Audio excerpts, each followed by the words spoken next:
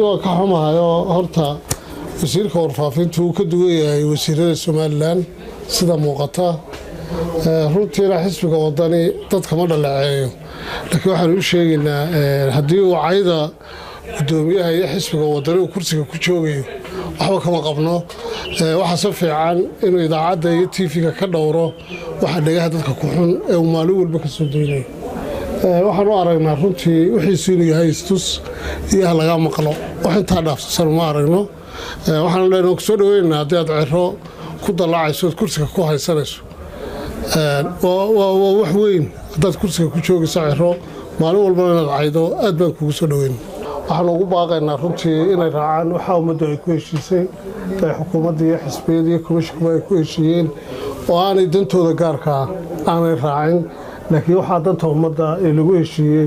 aanay dhaafin baan ugu baaqaynaa waxaan ilaahay ka rajeynaa raaci doono adeer dalkani burbur buu ku jiraa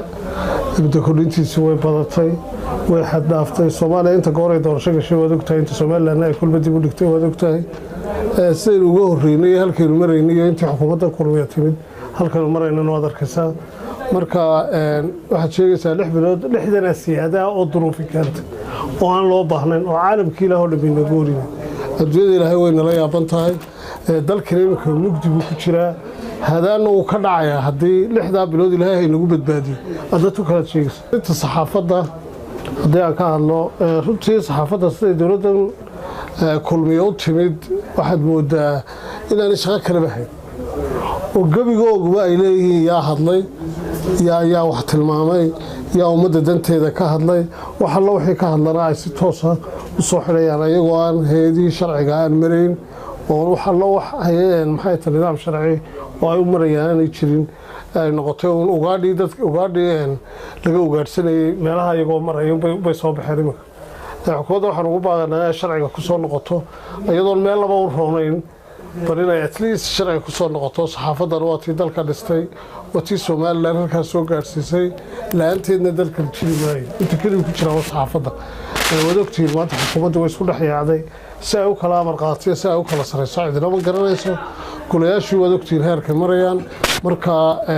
oo adiga arkaya haddii maanta la yiraahdo waxa la wixii la doonaa laga baas gareynaya inta la isku yeedho dalka marka halka marayo waxa kaliya fiyo waa saxaafadda waxaan leenahay saxaafadda hal la dhowro xukuumaddu ha dhowrto shacabkuna ha isbarbar taago saxaafadduna waa ta kaliya waa hay'adda kaliya maanta isleeyahay waa hay'adda kaliya caafimaad qabta ee si xor u shaqeynaysa sicir bararka runtii dadka wali rawaad baa loo dhigayaa xukuumaddu wali uma soo jeesan inay sicir bararkii dejiso laba shay soo hadal qaadaa dabeetana Yurub iyo waxa loo baxay abdabeeyo loo leeystaga tan la dan madii laga leeyahay ma jirto waxa la yiraahdaa sicir barar baa la dejinayaa kana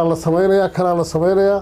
lacagta xaqalqalka ba ku filayday jeebadaha ku shubteen inay suuqa galiyaan waxaan ugu baaqaynaa ummadda